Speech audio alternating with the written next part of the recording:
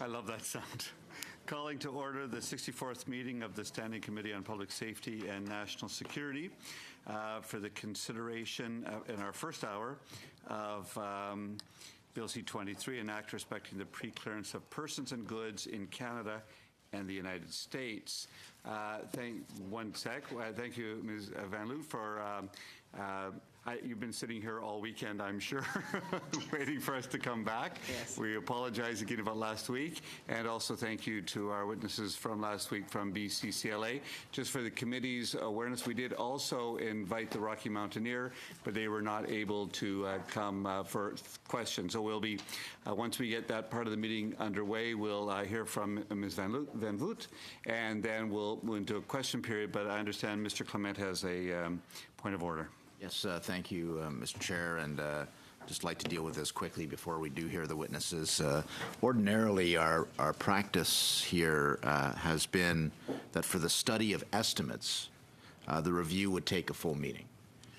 Generally speaking, we'd review the main and the supplementary estimates on two separate occasions. The main estimates were tabled in February, and Mr. Goodale, our minister, is only able to appear here in mid-May. And subsequent to February, of course, the supplementary estimates A have been tabled. So I just note that the mains and the subs have been bundled together, which is not usually the case. I do have some concerns about accountability in those circumstances, but I understand there's only so many sitting days and so many committee meetings. So the main objection I have is only allowing 1 hour of study with the minister and the officials. Ordinarily, the minister appears with the officials for the first hour and answer questions that are more, shall we say, political in nature, and then senior officials stay on for the second hour and answer questions that might be more in-depth or technical in nature. I understand we have a desire to accommodate our friends here who are part of the pre-clearance legislation, and I understand that their testimony was interrupted by votes last week, but we also have an accountability to taxpayers, and given that we are tasked with approving approximately $8.75 billion in public safety spending in the mains and a further $225 million in the SUPS A, I would hope that senior officials would be willing to return to the committee again as soon as possible for another hour of questioning and accountability at a future date. Thank you. I think it's a very good point. So I just want to test the committee's will on this. And we have a couple of options. We could refer this to the subcommittee on agenda to find another hour to do the SUPS A, which can come in, and I'm happy to do that. Or we could try to deal with it now. My recommendation to the committee is that we I actually think the point is very well taken, and I think that we should try to find another hour. What happened was on Friday, the SUPs were referred to our committee on Friday, and it was put into our agenda. It does not need to be in our agenda, and so I'm quite happy to find another hour or even 2 hours if the committee wanted it to deal with the supplementary. Yeah, again, my concern, I understand why we bundled those together. My greater concern is having an extra hour with the officials separate and apart from the minister. It doesn't have to take them any more of the minister's time, but I do think if we're going to drill down, we need the That's officials. very gracious of you. I thought you would have gone for the time with the minister. I used to be a minister, so I understand. Yeah. A question and a comment. Comment was it was procedural votes that put us in this place in the first place. They happen. But timing, what's the timing on getting this back to the House? That would be for the chair and the clerk. Chair and clerk, what's our timing for getting this back to the House? That's what I was just checking. So the mains will be deemed reported if we don't report by May 31st. And the subs we don't need to worry about until in June sometime. So that's given that Do you just look at the calendar for a moment and give me some options? Mr. Dubé? I move that we have the discussion in subcommittee because inevitably being the last speaker with the time already cut down, it'll potentially, this will all impact any questioning time I'll have at the end of this. Okay. I think that is a motion. We would like to debate that motion, that it be referred to the, it is debatable, subcommittee. Mr. Miller? Just my only concern here, there's that June deadline, as long as we can get that time in at committee here prior to government proroguing Parliament. There's a meeting, there would be a meeting May 29th, wouldn't there? Yes. Yeah. We do have time. Yeah. But we'll just have to call the subcommittee together fairly quickly Yeah. and go over the agenda and make sure we get C-23 done and make sure we can start our next study as well. So all in favor of this going to the subcommittee on agenda and procedure? Any opposed? That's carried. Welcome. So we will, I'm going to suggest that we work for about 45 minutes on this topic, and then we will have then about 35 minutes for questioning. So take it away. Thank you. Thank you, Mr. Chairman, honorable members. I appreciate the opportunity to take part in your consultations on BC 23. I will be brief so that we have lots of time for questions. The Business Council of Canada represents chief executives and entrepreneurs from approximately 150 leading Canadian companies in all sectors and regions of the country. Our member companies employ 1.7 million men and women, account for more than half the value of the Toronto Stock Exchange, contribute the largest share of federal corporate taxes, and are responsible for most of Canada's exports, corporate philanthropy, and private sector investments in research and development. Our country's economic health depends heavily on the ease with which goods, people, and investment move back and forth across the Canada-U.S. border. In the words of Stephen Schwartzman, chairman of President Donald Trump's Strategic and Policy Forum, the Canada-U.S. trade relationship's very much in balance and is a model for the way that trade relations should be. As the committee knows, Bill C-23 delivers on a key element of the Beyond the Border Action Plan, the intent of which was not only efficiency, but also security. Passage of this legislation presents an opportunity to solidify the progress made to date under Beyond the Border, an initiative our council strongly supports. Canada and the United States have mutual interest in ensuring that legitimate travelers and goods can cross the border as efficiently as possible. Our safe and secure border is a competitive advantage for Canada over every country in the world. While air preclearance isn't restricted to Canada, the opportunity for expansion in the land, rail, and marine modes is, and it's an opportunity unique to our country, and we should take advantage of it. My friends at Rocky Mountaineer have already spoken to the benefits of this at our last meeting. But as we all know, travelers search for the path of greatest convenience and least resistance in air travel. The ability to preclear in our home country, step off the plane and hop into a cab or make a connection is a tremendous advantage for Canada doing business, and Canada and Canadians doing business or visiting the United States. Expanding this resource to other airports and modes of travel just makes sense to us.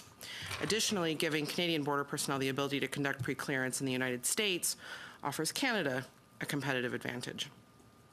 Given our country's desire for increased trade investment in tourism, especially in the year of our birthday, it's clearly in our academic interest to make it easier to cross our borders safely. Going further, Canada can and should use this legislation as a springboard to develop additional cargo preclearance capabilities that will enhance our economic competitiveness while relieving pressure on existing border facilities. We know that this is a particularly complicated endeavor given the multitude of U.S. agencies that have a role to play in cargo preclearance, but it is in Canada's economic interest to make it work. In closing, we believe that this legislation sets the stage for an innovative, risk-managed border that should be the model for the rest of the world. With that, Mr. Chairman, I conclude my remarks, and I'm happy to take any questions. Thank you very much. Mr. Diorio. So, first questions that I have regarding pre-clearance is the options that we're afforded is either we do it in our country or in the United States. And what I'd like to know from you first at the outset is, what do you see as being the disadvantage of doing it in our country?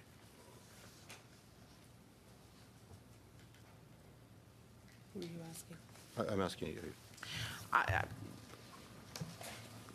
Truthfully, I struggle to see a disadvantage given that the way that the legislation is drafted, from what I understand, and the agreement upon which the two countries agreed to expand preclearance is that Canadian laws and rights will govern the act of preclearance. And in addition, we have the opportunity of a Canadian official being present in areas where there are situations where strip search or further questioning may be required.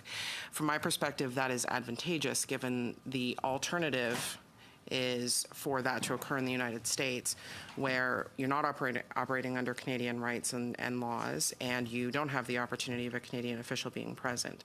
But in addition, I think one of the positions of the Canadian government has been that you try to ensure that a threat to your country doesn't cross the border, doesn't enter into the United States, that you ensure that a threat to your country is stopped at the earliest point, which is prior to entry, and I think that that's also an advantage. So from our perspective, we support the legislation and the agreement for those reasons. Now, obviously, you referred they're subject to Canadian laws, Canadian charter, but what's implied in your answer is that obviously the content of the rules that will govern That's right. all the individual is very important. That's right. And in reviewing the legislation, have you found anything that you find bothersome or worrisome in that regard?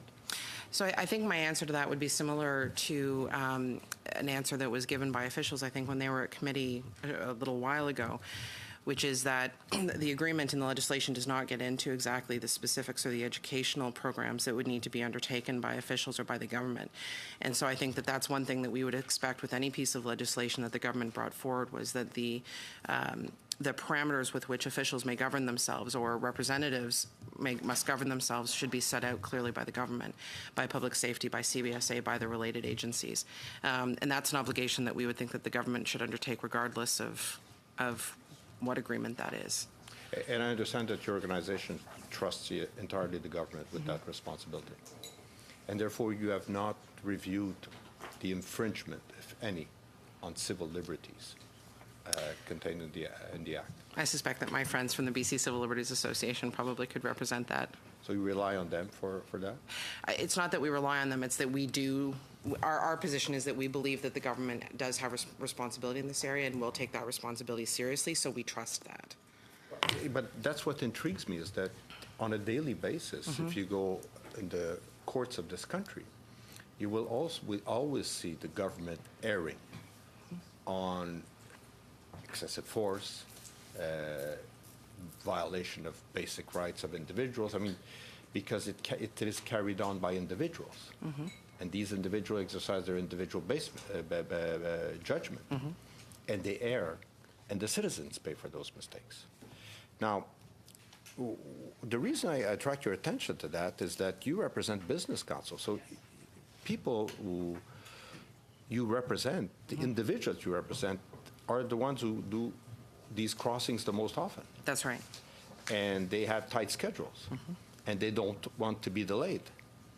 So if one of them is a suspect for some reason, but a mistaken reason, and has to go to a strip search, have you considered that? We have. I think what I would offer in exchange is that if, for example, if one of our members was traveling from an airport where preclearance wasn't offered, they would be entering the United States and would still be subject to those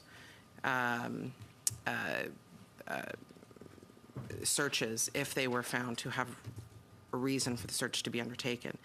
But they would not be operating under Canadian law, and they wouldn't have a Canadian official present.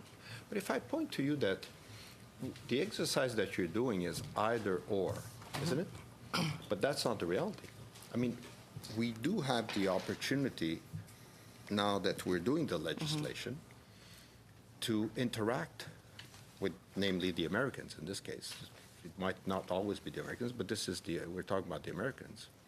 And therefore, influence. There could be a third option. It would not simply be it's either Canadian soil or Americans, and therefore they rule and they govern the entire relationship. There is a third option. Third option is that we try to negotiate with them to obtain a better deal. And have you made representations for your members to obtain a better deal? So I think the only comment that I would make is that the either or scenario that you present, the either or scenario is one that only applies to facilities that currently have preclearance. There are a number that don't. I'm sorry, I missed the part. There are currently only a certain number of facilities within Canada that offer preclearance. All of the other travelers from Canada, the more than 1.6 million travelers from Quebec City, don't have the opportunity to travel under preclearance, and so therefore must cross into the United States and be subject to some of the issues that you've got. In a certain way, I feel as though we're almost protecting those 1.6 million travelers from being able to undergo search in Canada under Canadian rights and laws and with a Canadian official present. That is not a protection that they enjoy today. But my question for you is, can we improve that deal? That's what we need to know. Can we improve it? Because, for lack of a better word, and I usually speak French, you seem to have a blind approach, blind faith in the government, that whatever the government does or says or enacts is better than nothing. What I would like to know is from your organizations, you represent these seasoned individuals who do these all 1.6 million. Probably your members, have a disproportionate representation at that 1.6 million.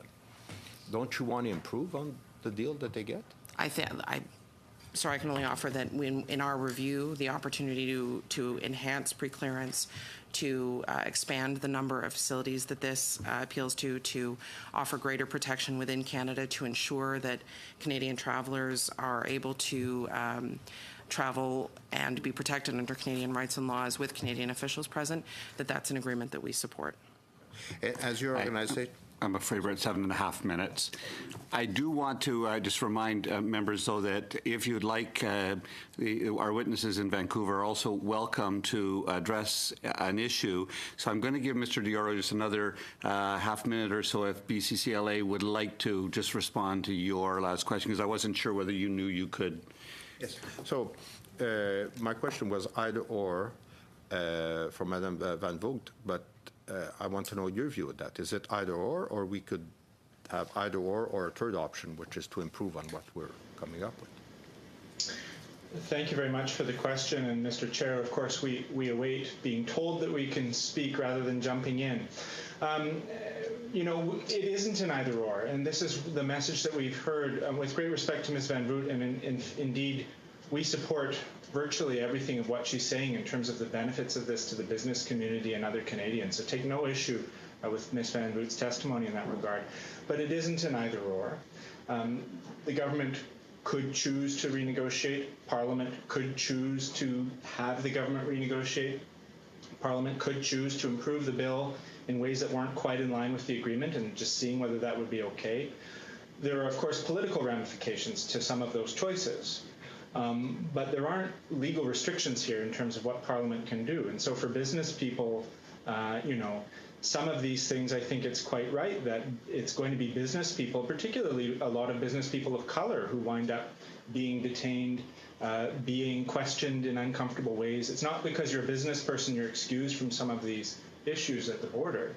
And so I think it is to the benefit of all Canadians, including the business community, that some of the issues we addressed last day be cleaned up so that there are better rights protections and better remedies for people who feel they may have had their rights violated, whether business people or tourists.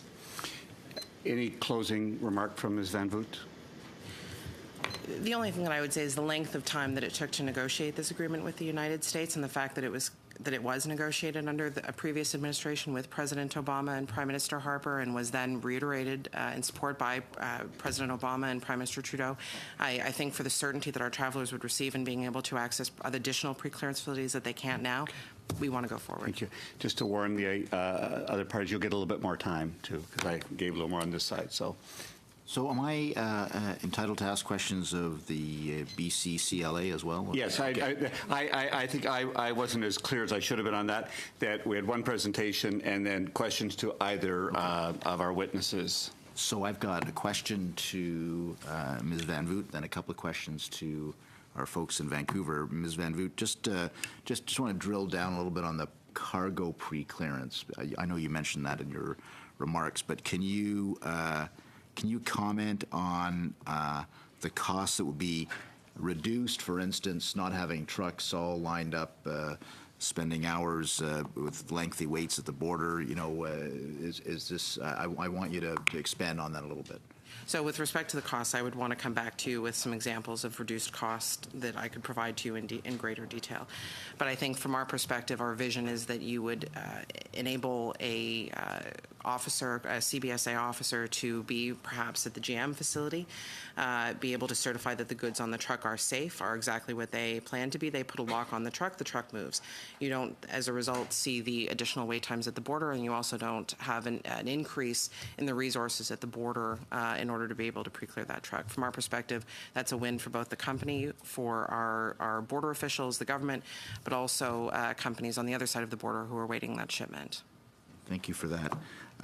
To our friends at the BCCLA, I recall your concerns about the power of American officials to detain Canadians on Canadian soil. Minister Goodale addressed that point in his remarks to the committee as well, and indicated that this is a better system than having all travelers clear customs on U.S. soil, because ultimately in Canada, a Canadian will have more robust legal recourse. So I just wanted your comments on that assessment by Minister Goodale. I think it's, I agree with Minister Goodale that it's better that these things be taking place on Canadian soil. I don't see the option for most travelers as being between doing it on Canadian soil and doing it on American soil, because of course pre-clearance does exist in much of the country already. I think where the issue comes in is, for us, is what does that actually mean in terms of someone's remedy or accountability under Canadian law. And last day, if you can cast your mind back, we addressed some of those issues about how the bill simultaneously exempts Canada from liability for the actions of these agents and exempts the United States from most liability too. We see no provision here for some kind of, even aside from that, there's no accountability mechanism proposed, particularly there's no recourse mechanism built in. I mean, talking of business travelers, the Canadian Bar Association points out that there's no real redress mechanism in the bill for Nexus travelers who have their cards revoked in pre-clearance. I mean, there are lots of things that can be done to improve this bill, and certainly we want this happening on Canadian soil, but we don't want Canadians to be stymied when, or Americans or others, when something goes wrong, as it inevitably does, and there is nowhere for them to complain to. That is our real concern about this. Right. Okay. Yeah, and that's not contemplated in the bill right now. There's no resolution mechanism. Well, in terms of a civil, sorry, I'm getting an echo. In terms of civil remedies for say charter breaches, right, which can often happen in, or at least are alleged in detention types of situations, the remedies you have are to go to court for those kinds of things if they're serious enough, and those avenues are blocked.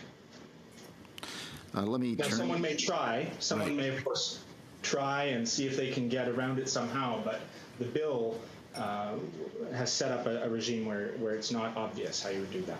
It's not obvious who would be liable in that circumstance. Could there be a judicial order, though, to that would create new law saying that in this situation a Canadian should be treated in such a way? Is that a partial remedy at least? Well, certainly any act of Parliament that has constitutional problems, if someone goes to court and brings those up, it's possible for a court to say, Parliament, I think you did it wrong here in this way, and here's how you would remedy it.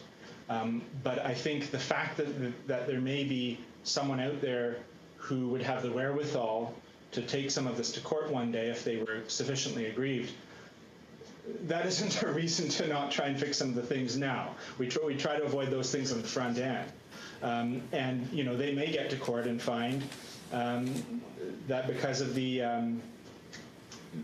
the State Immunity Act. There's not a liability on the part of the United States, and it could be a very expensive judicial process to try and strike down the portion of the bill that says these aren't Crown agents. And we'd have big arguments over who's a Crown agent and for what purpose, and et cetera, et cetera. And you've seen these things before, Mr. Clement, as of others in the committee. Sure. How am I doing for time? 3 more minutes. Oh. I seem to recall, this is again to the BCCLA, in your presentation that you did turn your mind to the strip search potential. And the concern was raised if, I guess, in the context that if there's no Canadian official available. And so it struck me that I guess we're trying to predict the future here. Are there going to be circumstances? Are they going to be few and far between? Are there going to be many circumstances where a Canadian official isn't available and where it'll be an American officer performing the strip search? Could you go delve into that again? Because I think that was an important point you made. Sure. So what the minister had said to the committee was that Americans would only be able to conduct a strip search if a Canadian officer were unavailable, and that would be a fairly rare occasion. But the bill permits the Americans to strip search not only if a Canadian officer isn't available within a reasonable time, but also if the Canadian officer fails to show up for an appointment to conduct a strip search at a specified time. And third, if the Canadian officer declines to conduct a strip search. And our submission last day was that this is fairly shocking. I mean, particularly the last one, but all of them on the whole. We can see no circumstance in which there should ever be an occasion for an American to perform a strip search. If you think about the context of law enforcement where strip searches happen, they're not happening exigently out on the street, oh my God, we got to strip search this person right now. In almost every case, they take place back at the station after some time has elapsed, after the person is secured, and so forth. And so given that, and case law backs us up on this, that the strip search is a venue where your rights are being infringed most intimately. We allow that under certain circumstances. But given how rich an area it is for rights violations, we don't think that the Canadian government should delegate that. It should be Canadian officers that conduct it. And if that takes 20 extra minutes or an extra hour while CBSA handles this or that, we think that that's a fine price to pay, given the stakes that are involved. So you would amend the legislation to basically allow the requirement that it be a Canadian officer in all circumstances? I don't want to put words in your mouth, but all circumstances. In really exigent circumstances, they're entitled to use force. They're entitled to restrain. These are the U.S. officers. They're entitled to detain. And we might quibble around the edges with some of that stuff too. But if you've got someone now locked down and you've made people safe, we can imagine no circumstance, and none has been offered, I think, by the government, why the American has got to be able to get in there and do the strip search pronto. Why can they not wait? Thank you. Mr. Dubé. Merci, Monsieur le Président. Just, I'm going to do something that's a bit risky in politics and go into a hypothetical that was raised with CBSA, actually. And if I recall correctly, it might have been from questioning from my colleague, Mr. Spengeman, but it was to CBSA officials basically somewhere along the lines of the use of x-ray machines and whether a pregnant woman would choose to not want to use the x-ray machine. And the quote, if I recall it correctly, unfortunately I don't have it in front of me, but it was something along the lines of not giving consent is reason for suspicion or something along those lines. And it's probably a bit dangerous to paraphrase in that context, but I'm just wondering if you folks with the BC CLA could just speak to sort of the difference in what is cause for suspicion and how that plays out in the bill versus what might be reasonably suspicious to an American officer versus a Canadian, and how or how not that's qualified. Thank you, Mr. Dubé. So one thing that we provide by way of recommendation, and by the way, I think by now you should have had our full brief in translation with recommendations in it to answer Mr. Clement's question from the other day about recommendations. We think that it needs to be made clear that the refusal to answer any question asked by a pre-clearance officer doesn't in and of itself constitute grounds for the officer to suspect that an offense has been committed. Certainly, refusing to answer questions is germane to whether or not they want to let you into the United States, and that's with their sovereign right. But someone's discomfort with answering certain questions isn't on its own, for our purposes, suggestive of an offense having been committed.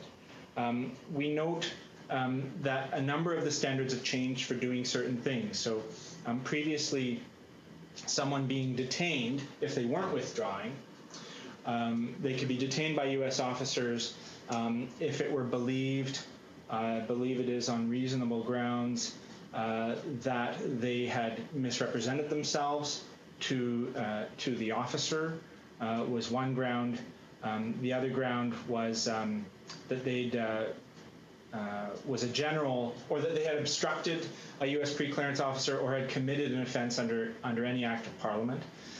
C-23 expands this, or really just takes away those particulars and just says that a U.S. officer is entitled to detain someone if the pre-clearance officer has reasonable grounds to believe that a person has committed an offense under an act of Parliament.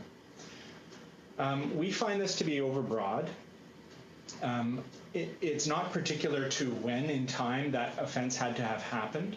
So, well, you know, I don't suppose that U.S. officers will want to be on detention sprees, detaining people simply because of some conviction 25 years ago. But there may be some who would detain people for grounds that we might not find palatable, and this doesn't make it particular enough. When does the act have to have been, the offense have to have been permitted? Any offense under any act of Parliament? By the way, they took out the summary conviction or indictable offense piece. So does this mean administrative offenses are now grounds for possible detention, however long ago they may have been committed? We recommend that those be tightened up to state that that U.S. pre-clearance officers should have the power to detain if they have reasonable grounds to believe that the traveler has committed an act of Parliament punished by indictment or summary conviction in connection with the travel, or some wording that links the offense to the act that they're undertaking, to the pre-clearance and to the travel. If I may, that's just interesting, because one of the issues with the right to withdraw, for example, is one of the pieces in there is about if you do choose to withdraw, you're obliged to provide truthful information to the officer, which on the surface obviously seems well and good and common sense and so forth. But as we know, many of the people who've sort of raised the specter of wanting to withdraw, in many of those instances, it's sometimes related to a whole variety of things that are perfectly legal, but that with which the person might be uncomfortable. And I just have a problem with the fact that someone might say, you know what, I don't feel comfortable answering question X, Y, Z, not because I've done anything illegal, but for a whole slew of reasons that are perfectly valid that we might not experience personally, but that some folks certainly do. And so is there perhaps a similar wording that could be looked at for that? So, for example, provide truthful information with relation to the purpose of their travel or something like that, so that you're not, because it seems so broad now that the American officer who is dealing with the person withdrawing could essentially ask them about all sorts of things, and then that person is now legally obliged to comply and no longer has the right on Canadian soil. It's worth reminding folks to leave that zone and say, you know what, this is not something that I want to subject myself to. Thank you for the question. I think that there definitely could be things done to tighten the withdrawal questions up. We would start by saying that people should simply still be allowed to withdraw, and we've noted in our recommendations that you know, if the person had reasonable grounds to suspect that there had been false or deceptive information given, or that they were committing an offense in relation to their presence in pre-clearance. So, for example, casing out the joint, as we've heard, that kind of concern. If there was a genuine suspicion of that, that we would be more comfortable with a limitation like that on stopping someone withdrawing to begin with. On the theory that there aren't 3 states in law, free to go, detained, and hold it right there, you've got to answer my questions and I won't unreasonably delay you. That is detention. If you're not free to go, you're detained. And so there needs to be, we say at law, a stronger trigger for that than simply, I want to ask you questions. And so I think you could go through and I think if you tightened up why you could ask those questions to start with, the actual questions and the things you have to do in that situation perhaps become more palatable.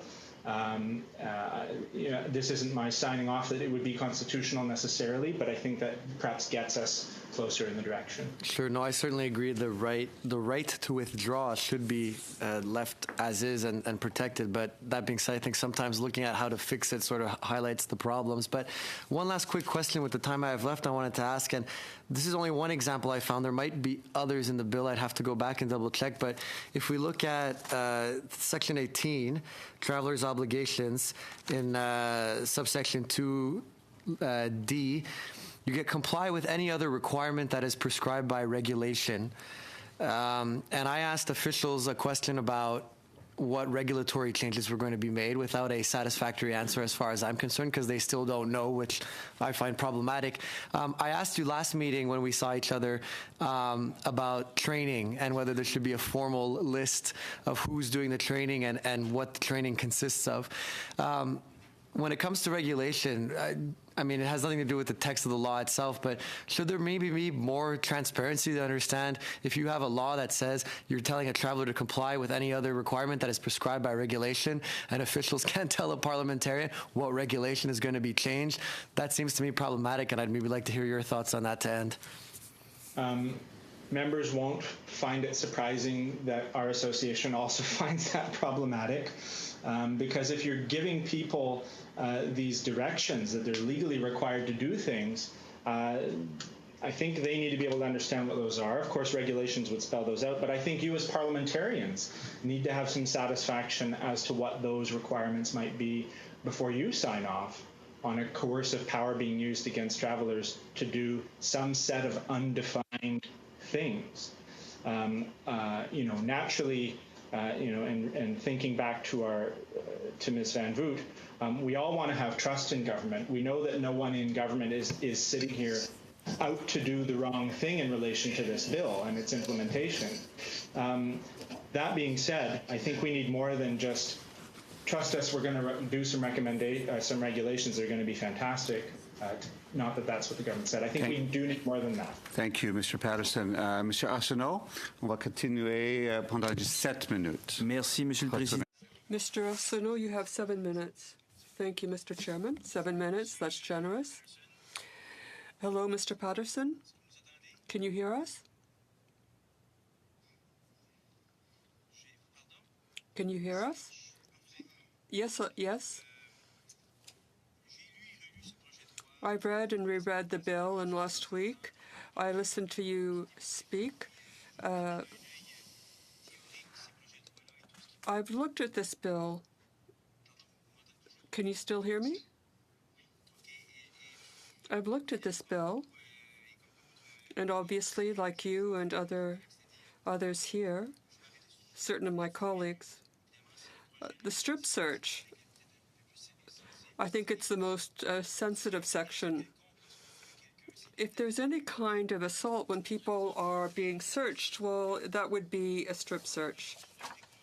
When someone is in a pre-clearance area, and that gives visitors from Canada easier access to Canada. So it's an American pre-clearance on Canadian soil. There are sections 9 and 11 of the bill, and you might agree with me that ultimately, no matter what happens, it should be Canadian law and the Charter that prevails, even in an American pre-control area. Is this what you understand?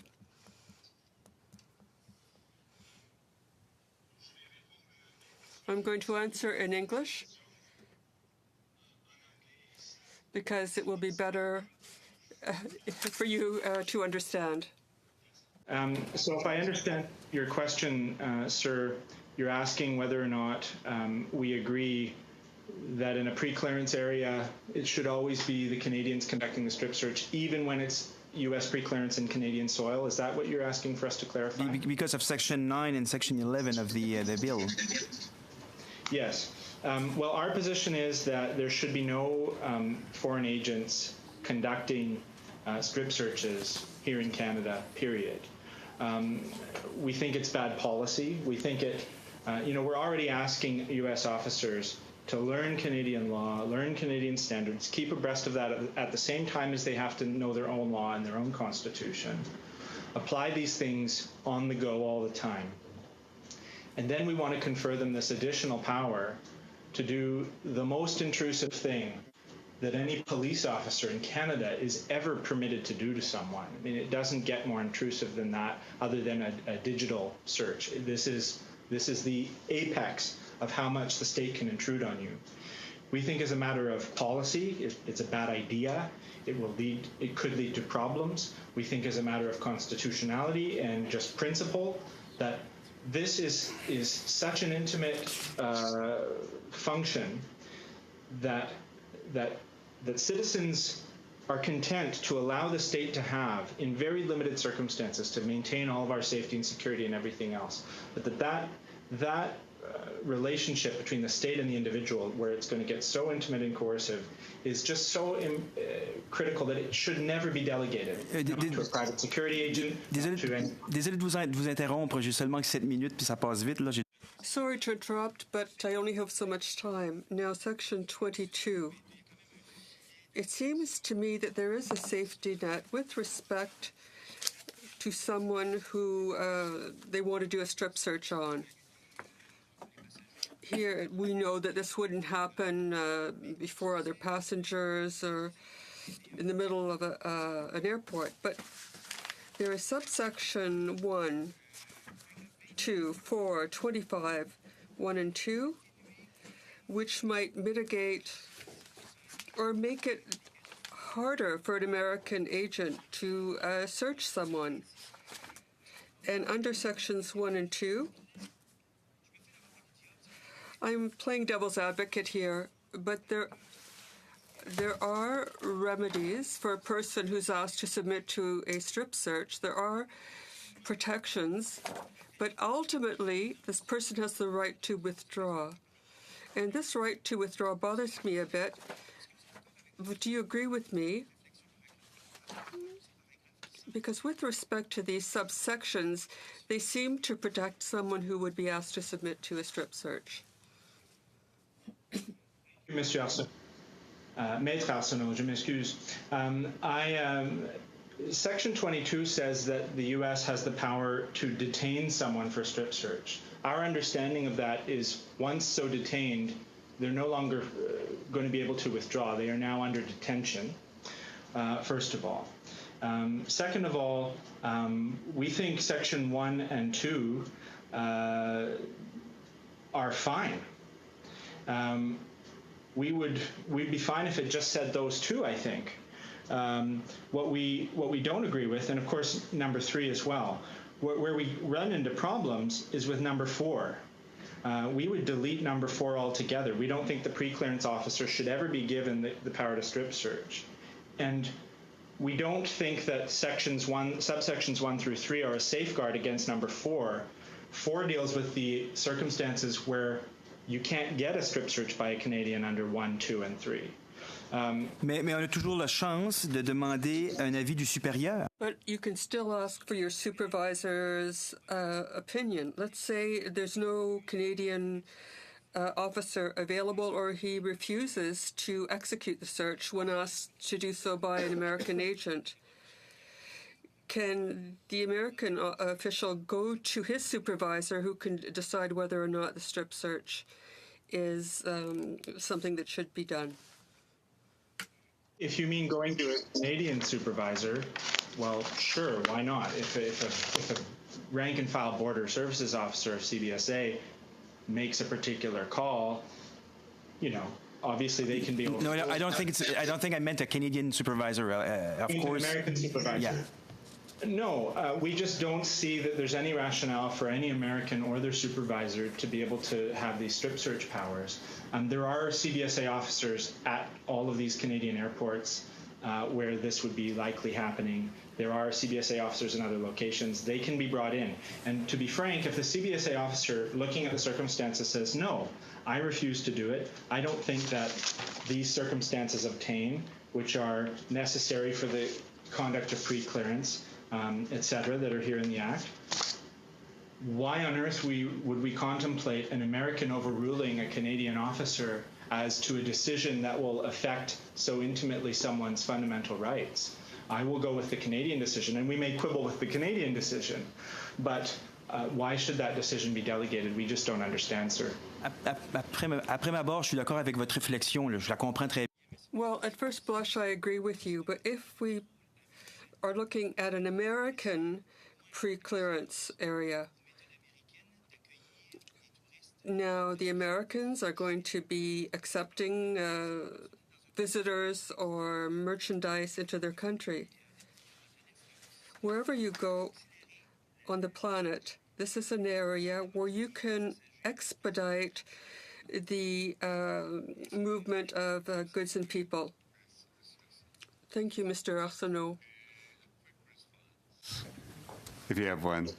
I think what the member may be getting at is that, ultimately, perhaps this helps travelers get across the border if Americans have got this power that they could use in the final analysis. We think that they just shouldn't be given this power. Of course, if someone consents to do it, then that's another question. But we really, and then a Canadian should be doing it. We just don't think that Americans should be doing it at all. Thank you.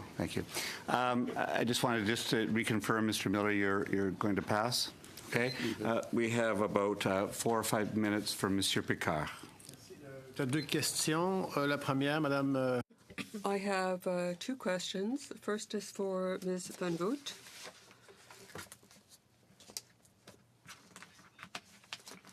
The arguments regarding the economic impact from this pre-clearance, how can you describe it in tangible, concrete terms? How can you see anything positive in this, except for the fact that you can cross the border more quickly? My understanding when Quebec City Lesage Airport supported the announcement of the pre-clearance agreement, that the Quebec City Lesage Airport actually said that this would contribute $75 million a year in economic growth and opportunity in the Quebec City region. So one example is a fairly serious increase in economic activity within the region as a result of the introduction of pre-clearance. Concernant nos invités. Now, with respect to our guests from Vancouver, the right to withdraw from a pre-clearance area, there are 3 hypotheses. They may change their minds. A person who's stressed or has physical issues decides to change his or her mind in order to avoid negative repercussions. Someone decides that they're not going to take a plane. What should I do as a customs officer on either side to ensure that, according to my mandate, I have protected Canadians' security? And if you don't allow me to ask questions and talk a little more in depth with that person, who I would say is someone who's got to customs, has passed, and someone we're going to ask questions of about his or her baggage. And what would an American customs agent or officer ask in order to cooperate and to fulfill his mandate. For the question. Obviously, both Canadian and American officers have a duty to protect border safety and security, as well as that of travelers and, of course, of themselves and airport staff, other port staff. What we are saying is that we don't think that someone should be required to answer questions on withdrawal, as you know. That's not currently the case. People are free to go if they want to go. That isn't to say that they couldn't have questions asked of them, first of all. I mean, you don't need to detain someone to ask them questions. CBSA officers could also, without detaining them or requiring them to stay, ask people questions. They're entitled to do that. Secondly, what we've suggested in our remarks just a few minutes ago and in our submission is that there is a way of, trying to narrow this down from, if we say that what we're really concerned about is people perhaps endangering security or testing out the pre-clearance site, what have you, then find a way of tailoring the obligation to stick around to those circumstances. Right now it's open-ended. No suspicion of anything. You don't need to suspect anything at all. I just decide I want to do it. And what we're concerned about is that over time that may be used in a discriminatory manner, that may be used in manners we don't yet understand. So if that's our real concern, let's find a way to narrow it in the legislation so that they are detained properly with a reasonable suspicion of something and deal with it in that way. Merci, Mr. Pedersen. That's all the time we have. I just wanted to mention to the members that the BCCLA report has been received, and it's gone through translation. Just came back to the committee during our meeting, once our meeting started, so you'll get it tomorrow.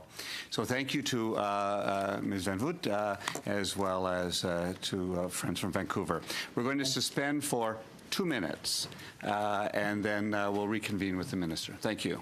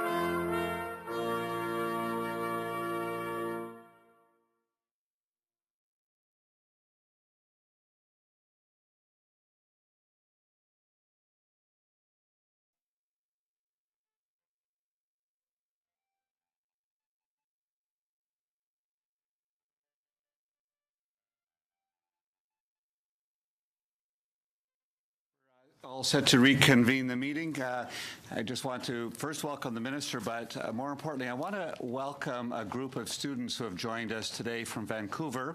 They're hiding at the back of the room, and I really want to welcome a CJPAC group of teenage leaders who are watching Democracy in Action. And we're delighted to have you with us today. We are going to now continue our meeting, and it's pursuant to Standing Order 81-4 to consider the main estimates from 2017-18. Just for the officials and ministers' information, at the start of this meeting, it was decided not to consider the supplementary estimates A. We'll just be considering the mains at this meeting, and the committee will reconvene at some point to make sure that we take time to consider supplementary estimates A. We're not sure exactly when we'll do that, but that was early in the meeting. So welcome, Minister, and to all your officials. The room is filled, and we're very pleased that you're able to come with us. And normally we would begin with an opening statement, and we're happy. Well, very good, Mr. Chairman. Thank you very much, and members of the committee. Il me fait plaisir de me joindre à vous. It's a pleasure to join you for the second week in a row. On this particular occasion, I will talk to you about the important work being done by my department and about the funding in the main estimate spending for 2017-2018. Mr. Chair, I think most members of the committee will know these familiar faces. Malcolm Brown, the Deputy Minister of Public Safety, Bob Paulson, the Commissioner of the Royal Canadian Mounted Police, Michel Colombe, the Director of the Canadian Security Intelligence Service on the corner, Don Head, the Commissioner of the Correctional Service of Canada on the other corner, Tina Niemiechnowski, Executive Vice President of the Canada Border Services Agency, and Harvey Seneko, who is the Chair of the Parole Board of Canada. The weighty task of ensuring that Canada is well placed to address the public safety issues that we face falls in large part to these people and the women and men under their direction. And I'm sure that all members of the committee would join me in offering our gratitude for the service that they perform. I also note that this may be the final committee appearance on the estimates for Michel Colombe, who is retiring as the director of CSIS at the end of next week. And also for Bob Paulson, who retires as Commissioner of the Royal Canadian Mounted Police at the end of June. These are two of the toughest and most important jobs in the public service of Canada. And I want to thank both Bob and Michelle for their dedication, their courage, and their skill in discharging their heavy burden of responsibility to all Canadians. In recent days, we have been witness to the impressive work of another key unit within my department, and that is the Government Operations Centre, known affectionately to everyone as the GOC. This is the unit that has been coordinating the federal response to the flooding that has swept across several provinces. The Government Operations Centre performed the same function just exactly a year ago now when we were combating the fires around Fort McMurray, and indeed whenever and wherever there is an emergency situation in Canada, the GOC is on duty. The deployment of more than 2,400 Canadian Armed Forces personnel across Quebec was probably the most visible dimension of the federal response to this year's flooding, as coordinated by the Government Operations Centre. The Canadian Armed Forces were welcomed and widely praised for their timely and skillful help. But several other federal departments were also engaged. Environment and Climate Change Canada, Natural Resources Canada, Transport Canada, the Canadian Coast Guard, the Department of Innovation, Science and Economic Development, the Canada Border Services Agency, the Public Health Agency of Canada, Public Services and Procurement Canada, and of course the RCMP. The GOC also works very closely with all relevant provincial governments and provincial emergency response agencies, as well as critical auxiliary organizations like the Red Cross, in a whole-of-society effort to respond to these emergencies. While conditions appear to be improving generally across the country, we should note that well over 5,000 people were displaced from their homes because of flooding this spring. They will have a very mucky mess to face through their return and recovery, and we know that they will need our ongoing support and assistance. We also extend heartfelt condolences to the loved ones of those who tragically lost their lives in the raging waters in both Quebec and British Columbia. I also want to take this opportunity to thank both the RCMP and the CBSA, particularly their officers on duty, in Emerson, Manitoba, and Lacolle, Quebec, and a number of other border communities. They have been managing the spontaneous and challenging arrival of asylum seekers in a professional and measured way, enforcing the law and keeping Canadians safe. Their work has earned them the praise of many local people, as well as the United Nations, and they certainly deserve our praise as well. Several weeks ago, I had the opportunity to travel to Emerson to thank the officers, both CBSA and RCMP on duty, and to thank the community. It is not an easy situation. There are no easy solutions, but we are dealing with it in a firm, measured, and responsible manner. In the context that I have just outlined, and at all times, Canadians expect everyone within the public safety portfolio to keep Canadians safe, while at the same time safeguarding our rights and our freedoms. Our role as government and as parliamentarians is to ensure that these agencies have the resources they need to get the job done. And that brings us directly to the subject of the numbers before us in the main estimates for 2017-2018. As members will have noted in reviewing the estimates, on a portfolio-wide basis, total authorities being sought will result in a net increase of $209.4 million. That is a 2.5% augmentation over 2016-17, for a total of $8.7 billion. Across the whole portfolio, the most substantial increases include $64.1 million for the settlement of class action lawsuits against the RCMP, $44.1 million to the CBSA to maintain and upgrade federal infrastructure assets, and $41 million to the Correctional Service of Canada, mostly due to the growing cost of prescription drugs to treat hepatitis C and the cost of contracted community beds for mental health care. More narrowly, for the Department of Public Safety Canada, its 2017-18 reference level reflects a net decrease of about $44.4 million, and most of that results from the completion of contributions to the province of Quebec for the response, recovery, and decontamination costs associated with the train derailment and explosion at Lac Mégantic. Since that disaster occurred in 2013, a total of $120 million identified under the Financial Assistance Agreement has been paid out, and my department is now working with the province to address any additional eligible requests. Mr. Chair, I had some comments to provide with respect to SUPS A, but I will save those for another time when you return to that topic.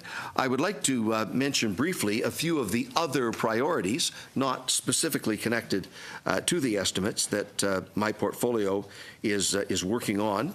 First of all, I want to thank the committee once again for your report on Canada's National Security Framework. Your recommendations are being very carefully monitored as we move forward with additional measures to keep Canadians safe and safeguard rights and freedoms.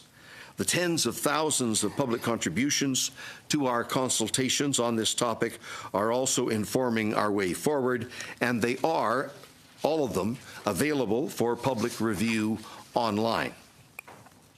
Another matter of collective concern is the quality and seriousness of sexual assault investigations. Recent reports have highlighted issues regarding the way various police forces across the country investigate this crime. I raised this matter with the Commissioner of the RCMP, and on February the 9th, Commissioner Paulson directed each of his provincial and territorial commanding officers to review past sexual assault cases, work which is now complete. National Headquarters has also reviewed a sample of historically unfounded cases, or at least the label of unfounded was attached to those cases. The RCMP's Contract and Aboriginal Policing Branch at National Headquarters is reviewing all of those divisional reports, as well as the sample of historical unfounded cases, to understand the national picture and develop an appropriate and coordinated response to address the issue. The RCMP has committed to sharing the results of its review with Canadians once it is completed, and I want to thank the force for being proactive in this regard. The bottom line is that no victim of sexual assault should ever fear that their case won't be taken seriously by the investigating authorities. On a related note, Budget 2017 included $100.9 million over 5 years to establish a national strategy to address gender-based violence. The strategy will include measures implemented by the RCMP, among other things, as well as a center of excellence within the Department of the Status of Women. And finally, before I take your questions, I want to quickly highlight a few of the other important investments proposed in Budget 2017 that would support some key priorities for the public safety portfolio. That includes $57.8 million over 5 years, starting in 2017-18, and then $13.6 million per year thereafter, to expand mental health care capacity for all inmates in federal correctional facilities. This is part of our commitment to implement the recommendations of the Ashley Smith inquiry, with additional measures yet to come. The budget also pledged $80 million over 4 years, with $20 million then ongoing, starting in 2018-19, to support the establishment of the Community Heroes Award to support families of public safety officers who have fallen in the line of duty. Public safety officials are working diligently now to finalize the program's design. And the budget also doubled the funding for the Security Infrastructure Program, which helps vulnerable communities better protect themselves against hate-motivated crimes. One final thing that I would note, there is a meeting scheduled in St. John's, Newfoundland and Labrador toward the end of this month to deal with the issue of emergency measures and emergency planning. All federal, provincial, and territorial ministers responsible for these things are expected to attend. And we will be very much going over the lessons learned from Fort McMurray last year and from the floods this year to make sure that we have the very best possible emergency management framework, strategy, and plan in place, federal, provincial, seamless across the board, to be able to react to these circumstances in an efficient and effective way that keeps Canadians safe. All of this furthers the overarching objective of the public safety portfolio, keeping our communities safe and secure while at the same time protecting the rights and freedoms of Canadians and the values of openness, inclusion, and diversity that make our country an example for the world. And with that, Mr. Chair, my officials and I would be happy to try to answer your questions. Thank you, Minister. We begin with Ms. Damoff. Thank you. Minister, thank you for being here again today. And you had mentioned in your opening remarks about the flooding, and certainly Canadians have been gripped by that over the last few weeks, and it resulting loss of life and property damage that's been incurred. I do want to thank you for your leadership on this, and also the fast response both from your department, the military, the other federal departments, scores of provincial, local public servants, first responders, and volunteers. It's really been quite extraordinary.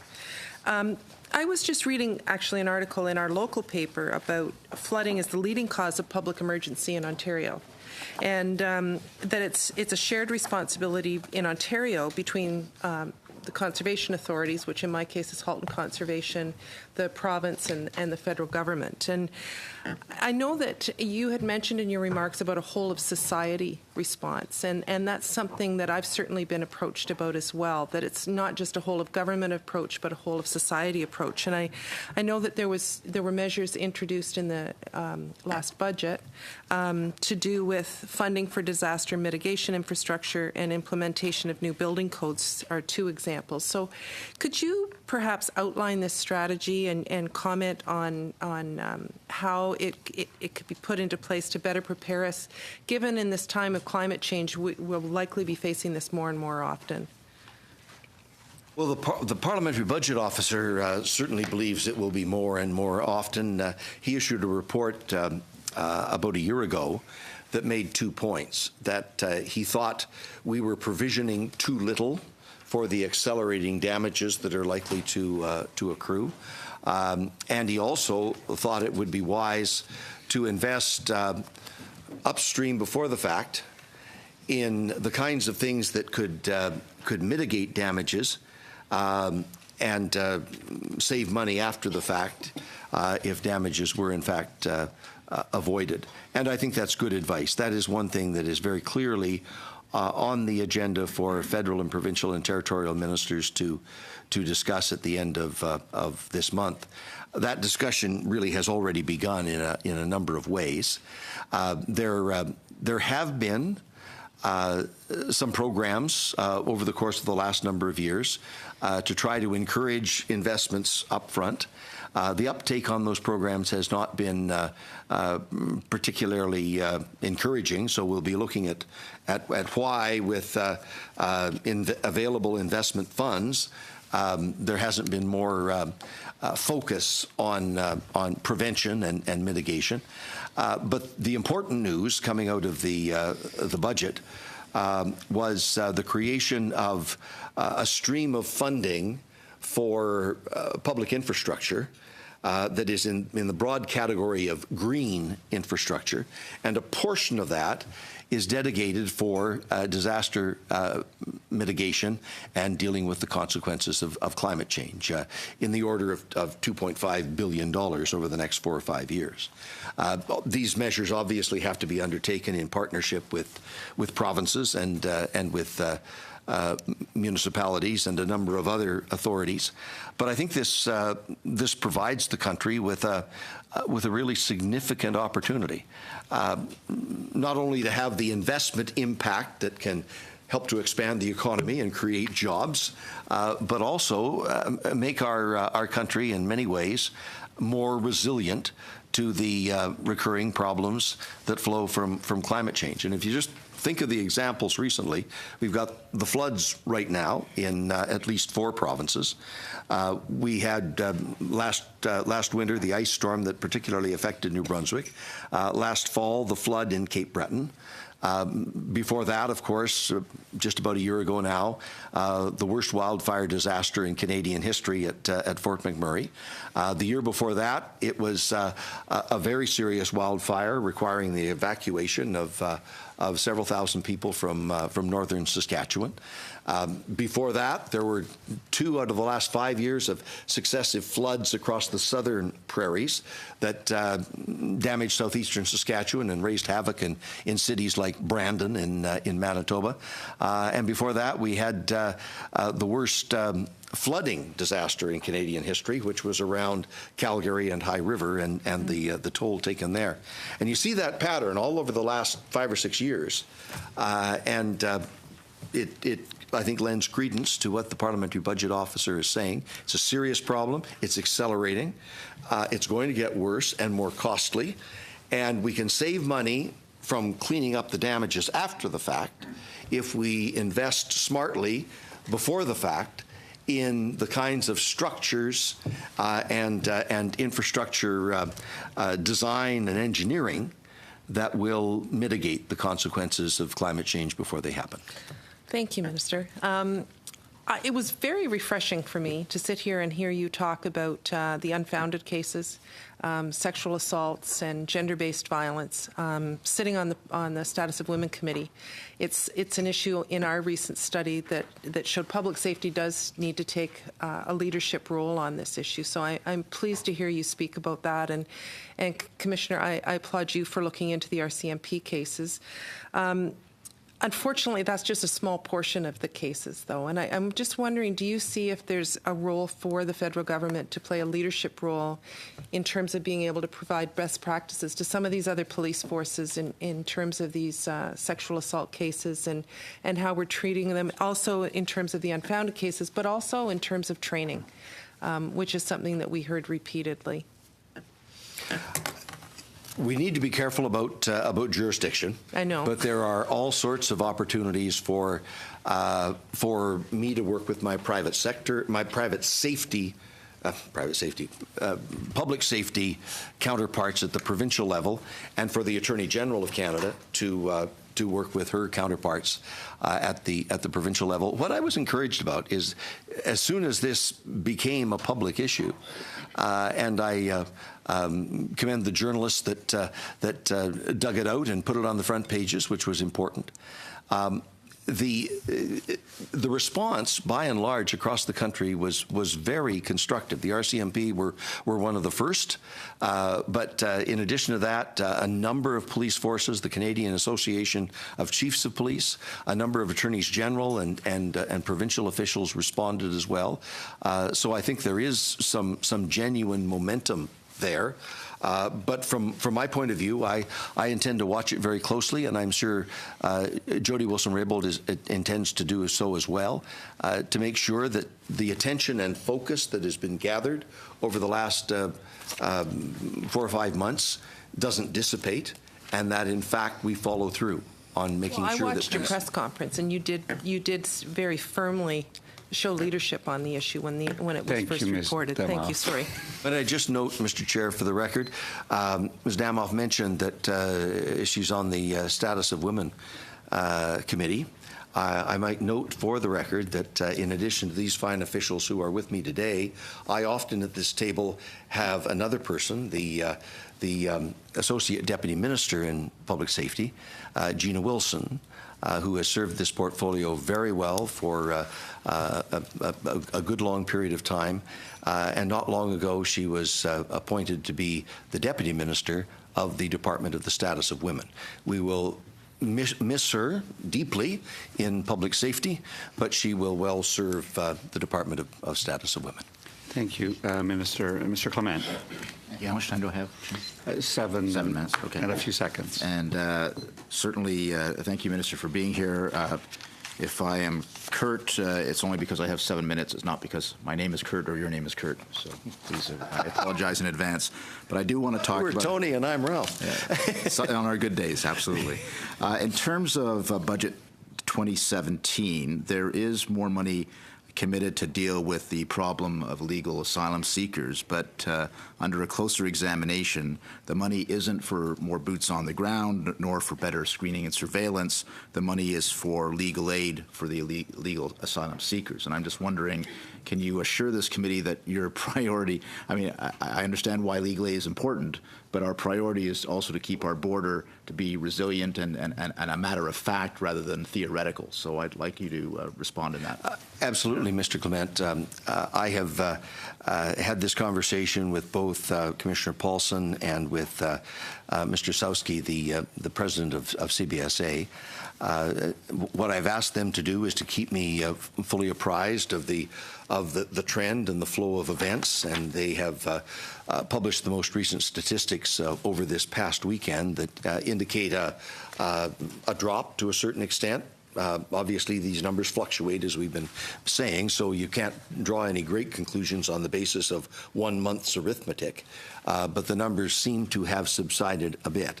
But I have said to the RCMP and to CBSA, do what you need to do within your existing resources to make sure you have the capacity to discharge your responsibilities at the border, CBSA at the ports of entry, RCMP between the ports of entry.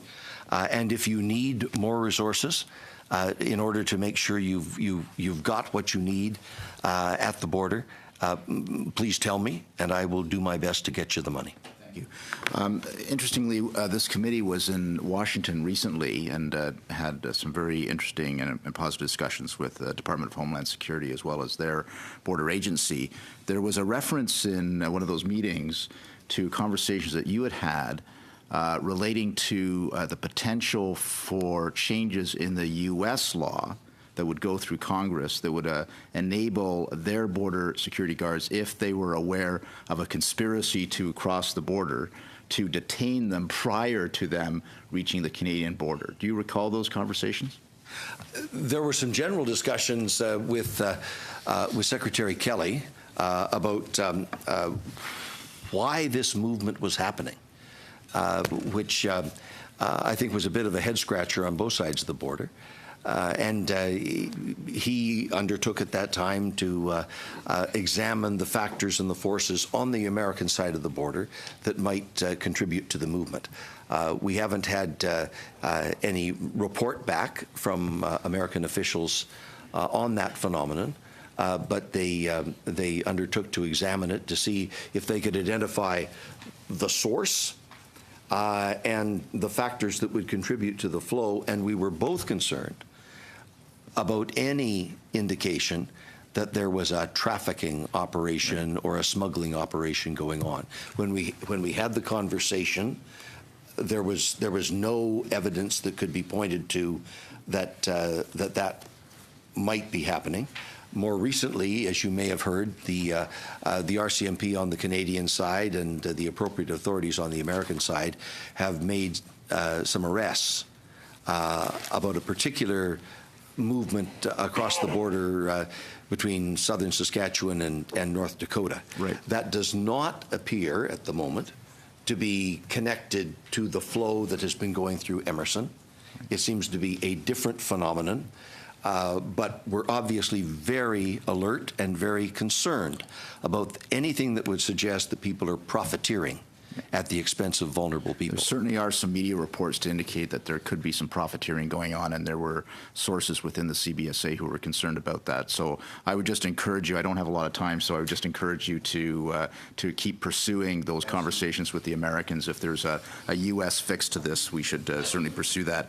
I do have a specific question relating to order paper questions because the access to information was denied on this. There's been a couple of order paper questions relating to CPIC and including the number of records entered on CPIC for prohibited from processing firearms. So prohibitions for possessing firearms. The opposition got an answer to that question in 2006. The opposition got an answer to that question in 2011.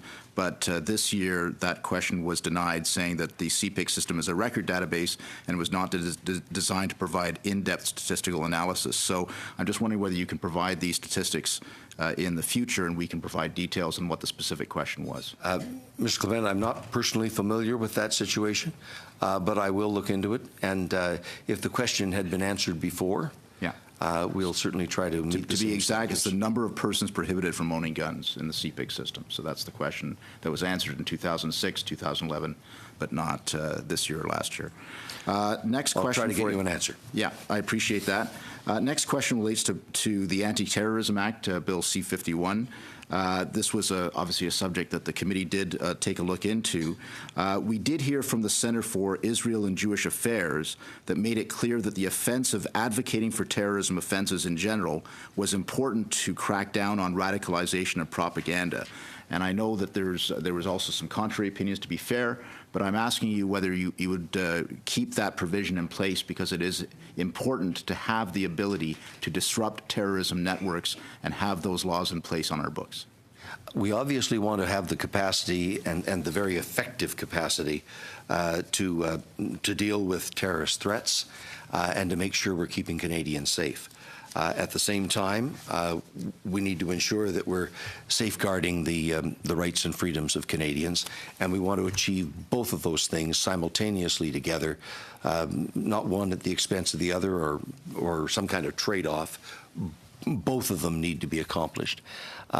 We will be presenting specific amendments with respect to Bill C-51. They're in the process of being prepared. And I would be more than happy to have a full discussion of them when they're in the public domain. I can promise you we will have that full discussion. Thank you. I believe my time is up.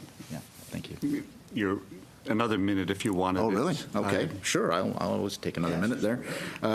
Just going back to our illegal border migrants issue, you did state, and your parliamentary secretary buttressed that statement by saying that it's not a free ticket to Canada, and I appreciate that. You made that statement last time you were before this committee. But we did learn that, according to CBSA's own documents, only 47% of the people who receive a negative finding from the IRB are actually removed from this country within a year. And I'd like your undertaking to either increase that number, because if they are found not to be genuine refugees, as you said, they should not be in our country.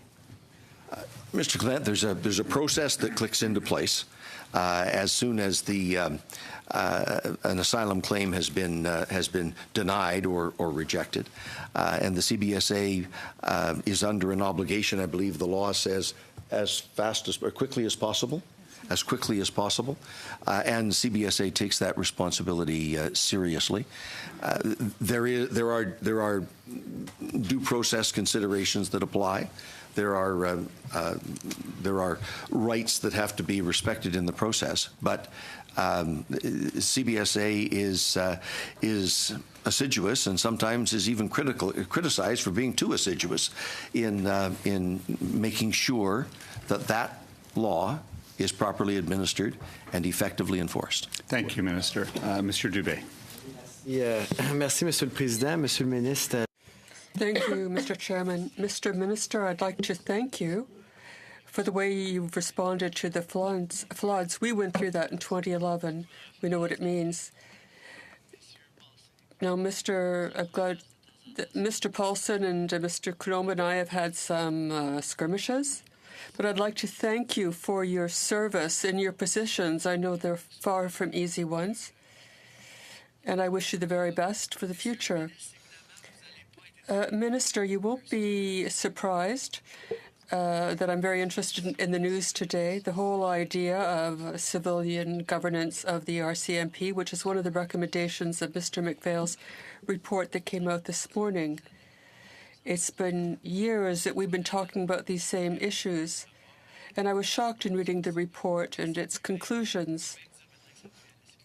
I think that it's even a danger for public security. These recurrent accusations in Toronto, there is a mechanism of civilian supervision, and you yourself have talked about the possibility of studying this kind of thing. Where are you with all this right now?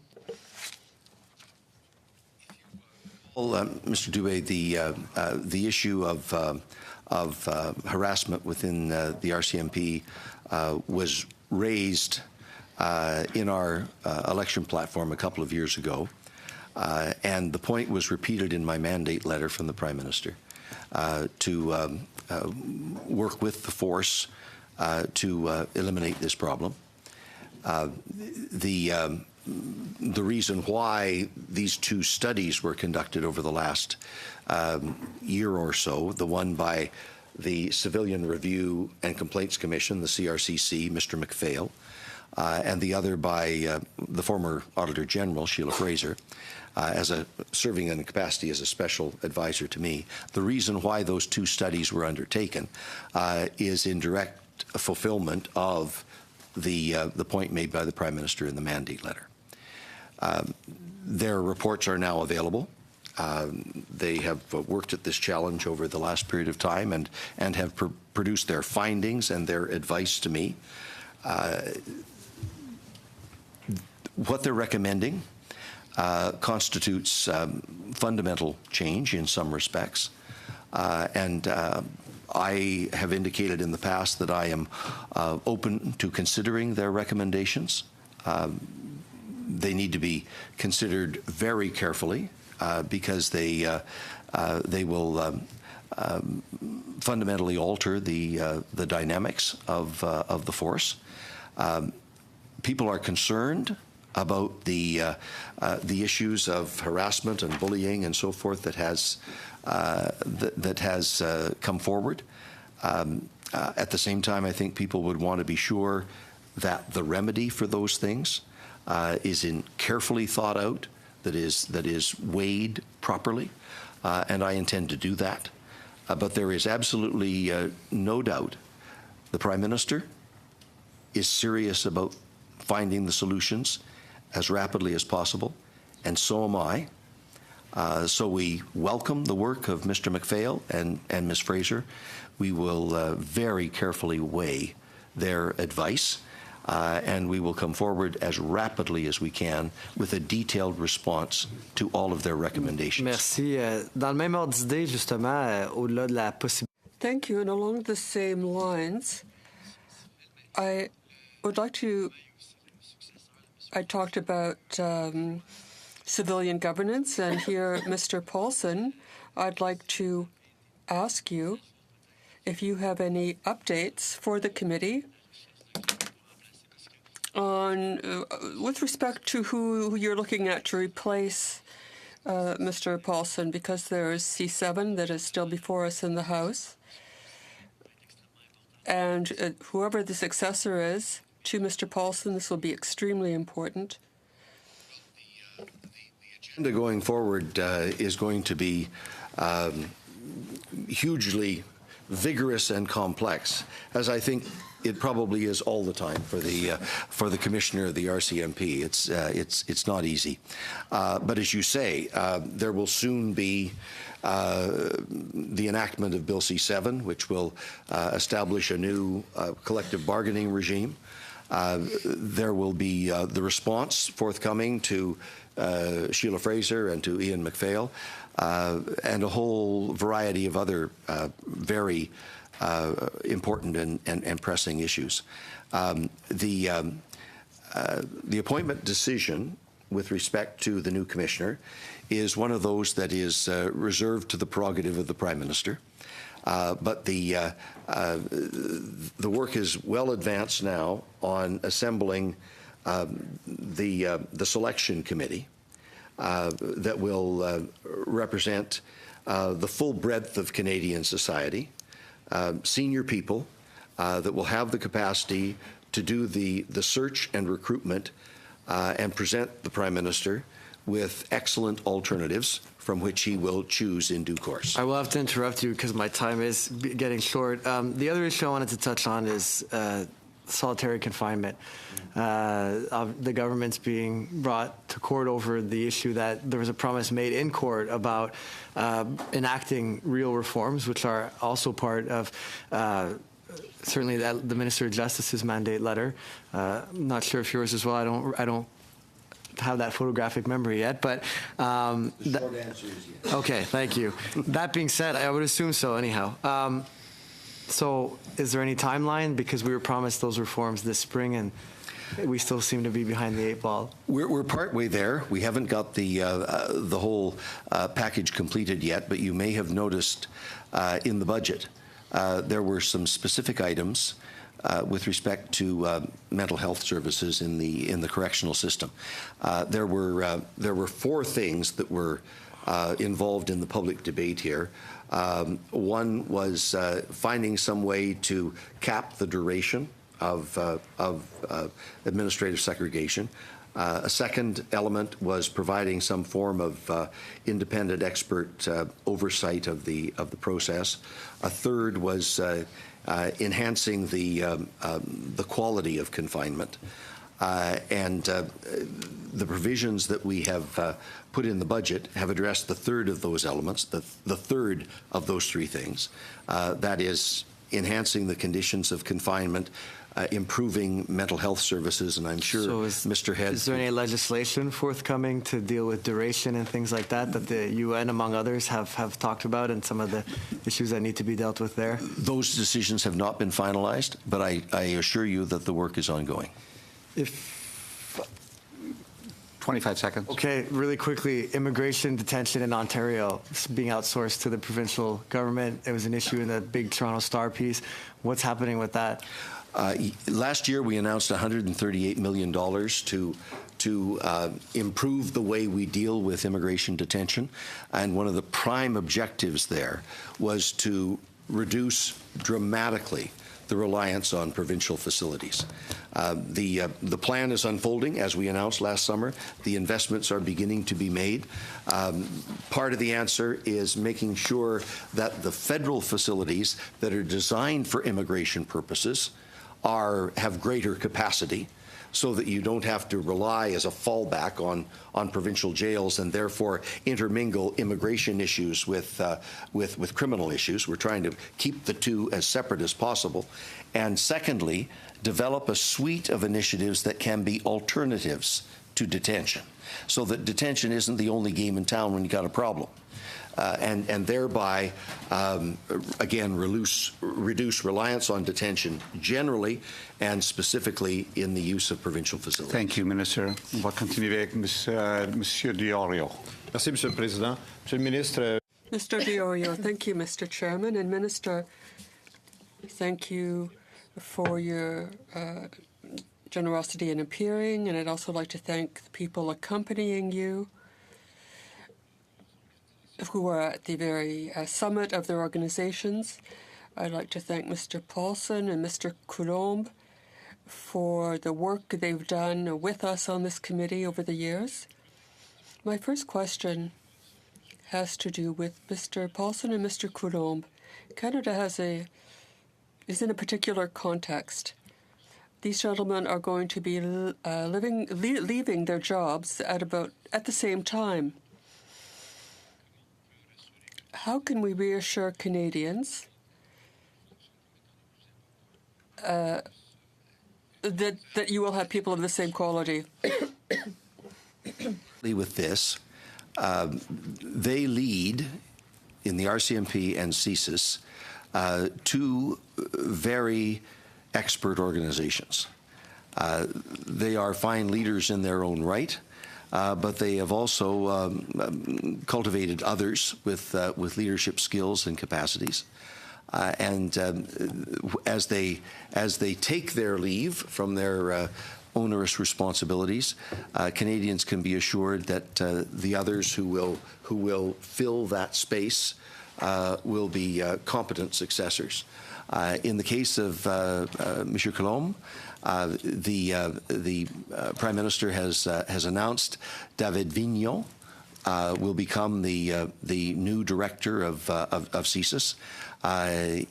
Toward the end of June, I believe, is when David will take charge. In the meantime, Jeff Jaworski, the deputy director in charge of operations, will be managing the CSIS apparatus. David, who will become the full director toward the end of June, brings with him a huge amount of experience in the security and intelligence portions of the PCO, as well as previously in CSIS and CBSA and CSEC. And CSEC. So he has broad experience in the agencies of the Government of Canada that deal with security issues. In the case of the Commissioner of the RCMP, this is a hugely important selection. And as I said in response to an earlier question, we have established, or are in the process now, of establishing a selection committee that will represent the broad strengths of Canadian society, and it will be up to that group of people to do the search and the recruitment, and they will present a list of excellent alternatives to provide the Prime Minister with options for a successor to Commissioner Paulson. But it's a very solid process because we are in search of the best of the best. Je vous remercie, Monsieur le Ministre. L'autre sujet, Thank you, Minister. Now, I'd like to talk about another subject. I call it sexual security or sexual safety, and this affects women more than men, although it does affect men as well. We live in a country where it has to be acknowledged, and you referred to this. You even instituted a process to deal with complaints and to make sure that work would be done appropriately to determine whether or not complaints were founded. But what I would submit to you is that we have to go farther. What we have to do, Minister, and I say for women because they are far more often affected, we have to assure Canadians and ensure Canadians that there is a sexual safety or security, because there are things happening that seem like something from the 19th century. And we know that sexuality is no longer the same thing in the 20th or 21st century. What are you going to do to take into account new realities and to make sure that women can live in our world and seek sexual fulfillment without having to face violence and aggression, which affects them? Mr. Glorio, comes from the publicity around this issue in the last number of years, and indeed within the last year here in Canada. The fact that it is very publicly discussed now. I wonder when the last time was that somebody actually asked that kind of a question in a committee of Parliament. It's getting greater public attention, and that's good. I'm pleased when I see the reaction to the media stories back in the winter that put this issue on the front pages and prompted a reaction from governments, from police forces all across the country. That's good that we're developing that kind of momentum. Part of the government's response, and it can't be the only part, but part of it, is the commitment of more than $100 million in the federal budget for a new strategic approach to gender-based violence. And between the Minister of responsible for the status of women and my department, we will be looking forward to an early opportunity to roll forward the details of that, a significant portion of which will be the activities of the RCMP, who have already been proactive on this file before the fact, but they will play a very important role in the strategy and the work of the Government of Canada on gender-based violence. And we look forward to every opportunity to working with our provincial and territorial colleagues to make sure this is a coherent, seamless national effort. Merci, Mr. Glorio. Merci. 7 minutes. Mr. Miller. Thank you, Mr. Chair and Minister. Thanks again for being here. A couple issues on firearms-related bills and issues that have been irritants in the firearms community, Mr. Minister, is C-47 legislation that's proposed. One clause of it that's really, there's a number of clauses, but one that's particularly discerning to people in the firearms community is about the fact that, a lot of people who hunt will hunt internationally as well. So to take their firearms and go to whatever country there is, let's use the U.S. for example, their understanding of this is it's going to be huge problems bringing their firearms back into Canada, and I hope that you have your people take a good look at that and what have you. So, and another issue here is I was assured some time ago, last fall, that by your former parliamentary secretary that government was quite aware that there was problems with the term variant in. You seem to have some music on. With the term, It's a good song, though. okay. There's an issue. I've danced to that song before. I hope this isn't eating into my time. There's an issue, Mr. Minister, with the lack of definition for the term variant, which is used in the Firearms Act 97 times. And so I've been assured that the government is aware there's a problem, and basically it was implied to me that you're going to fix it. So I'd like to know what the timing is on that, and will there be consultations to the public, firearms community? There are consultations on everything, so I think you can be assured that that there will be. I don't remember that being the case back in 1995, but when the long gun registry. Oh, I see what you're referring to. I was thinking more of the last year and a half, but I would be more than happy to sort of take the details of the two situations you referred to, the border crossing issue and the issue of variant, and the definition of variant, and get back to you with further details about the exact status. Thank you. I would appreciate that very much.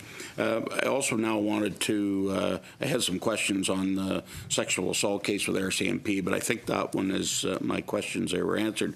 But you mentioned the study on, and I might have missed the terminology there. My hearing isn't as good, but you talked about the mental capacity of inmates and mental health, that kind of thing. Issues, yeah. And I'd like a little more understanding, Mr. Minister, exactly, where you go with that, because, some people might say that a lot of people in the prison system, mental health might have had something to do with why they're there to start with. Not all, of course.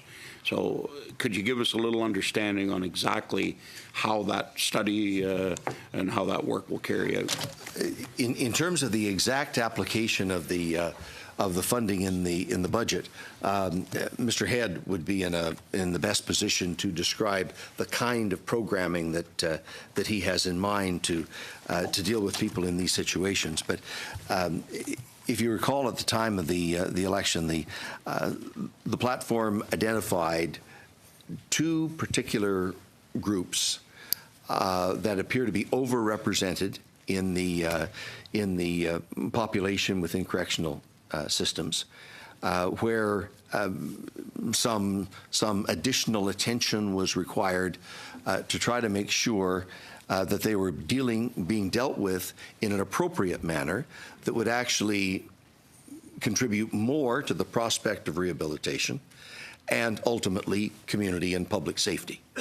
Those two groups were Indigenous people, who are clearly overrepresented, constituting about 4 or 5% of the population, but representing 25% of the population in the correctional system, and also people suffering from various kinds of mental health issues.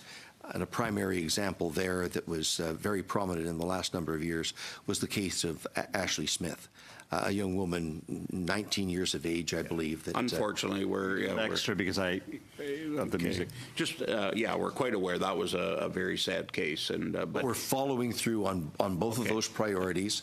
The treatment of Indigenous people and the treatment of people with mental issues. Okay, I appreciate that. And just one last quick question.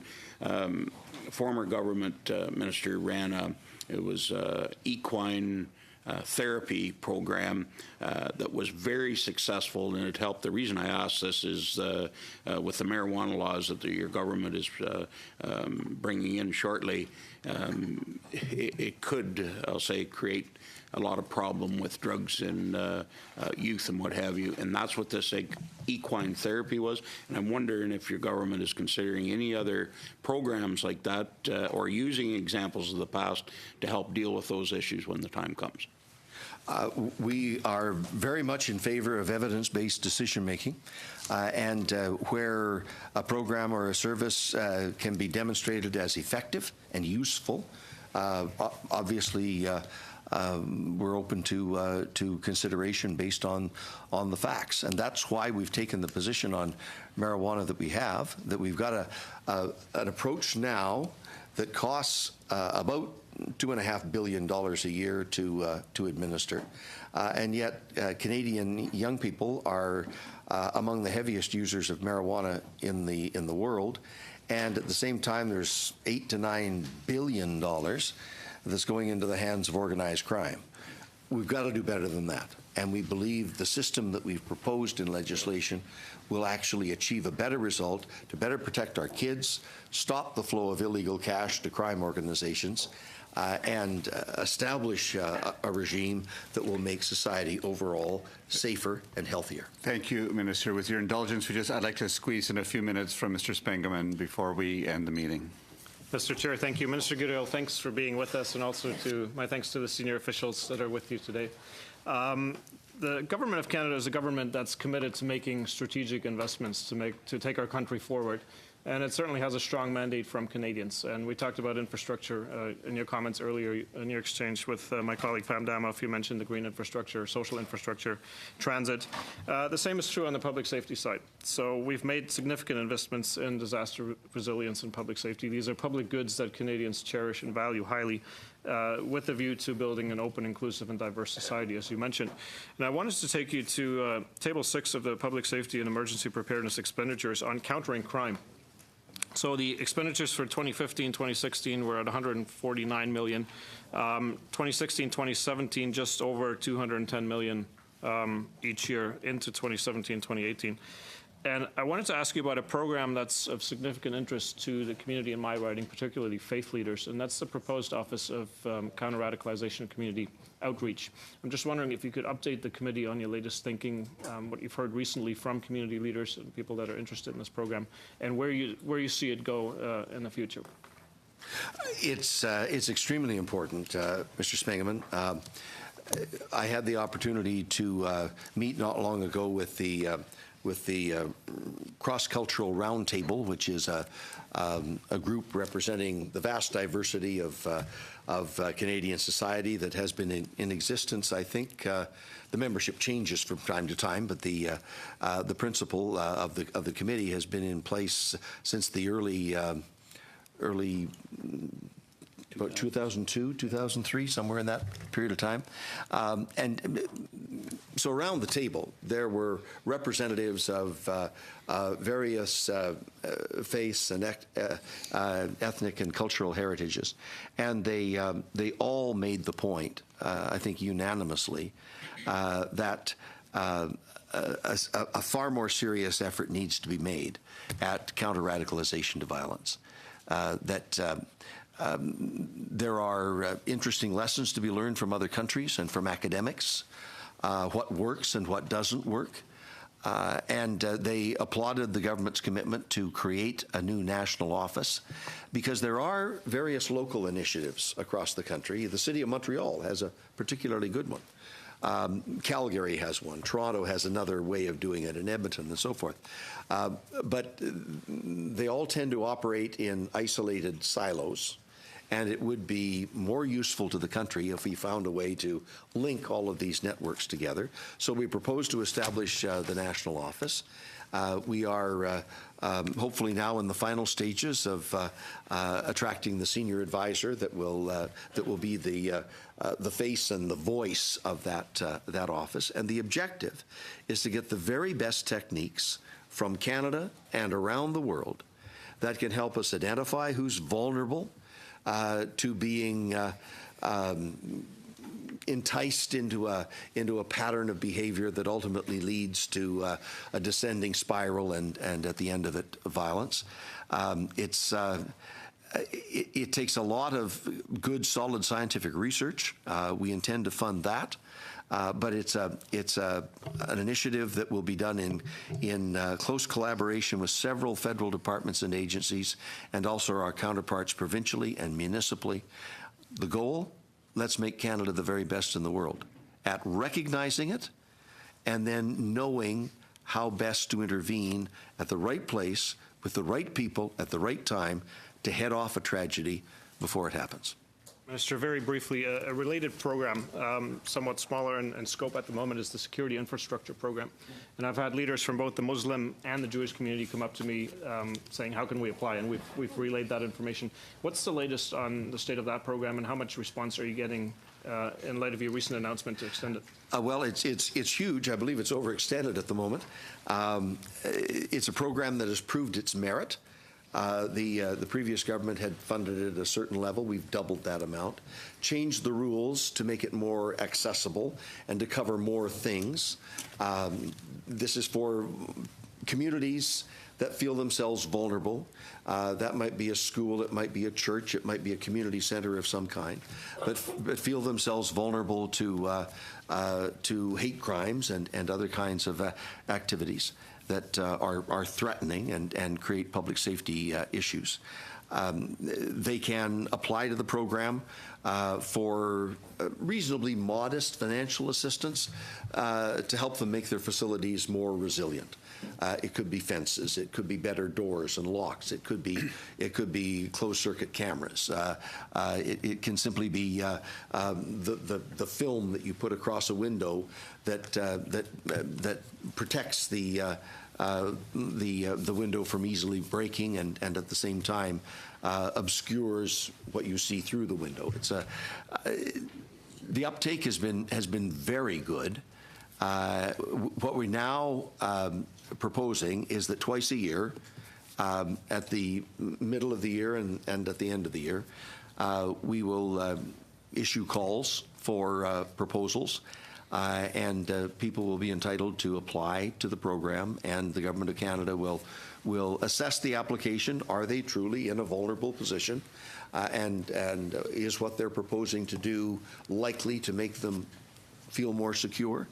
There are a great many people that maybe didn't know about the program before, or in its previous iteration, it just wasn't flexible enough to do what they wanted to do.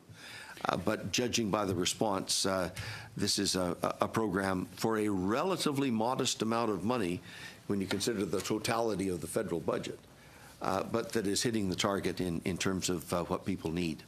Thank you, Minister. You actually don't take breaths. So and we always drink of water every now and then. And we always want more. And what I would normally do is thank you, but instead I'd like to extend the thanks of our committee and the respect and the best wishes to both the Commissioner and the Director.